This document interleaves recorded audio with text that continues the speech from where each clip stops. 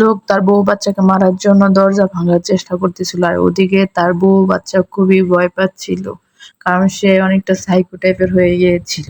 তখনই তার বউ ভয় পেয়ে তার ভাইকে ফোন দিয়ে সবকিছু বলতে লাগলো যে তার স্বামী তাদের মারার জন্য কিরকম করতেছিল, তার কাছে খুবই আকুতি মিনতি করে সাহায্য চাচ্ছিল। তখনই তাড়াতাড়ি করে তার ভাই তার জ্ঞানকে বলতেছিল, আমার বোনের অনেক বিপদ হয়েছে, তাড়াতাড়ি করে তোমরা সবাই খুঁজতে চাও, আমার বোনের কিছু হলে তোমাদেরকে ছাড়বো না। আর ওদিকে সে কুড়াল দিয়ে দরজাটা কেটে ফেলেছিল, এভাবে হাত ঢুকিয়ে দিয়ে সে চাচ্ছিল ছিটকারিটা খোলার জন্য। তখনই উপায় না পেয়ে মহিলাটা একটা প্লাস নিয়ে গিয়ে তার হাতের মধ্যে বাড়ি মারে।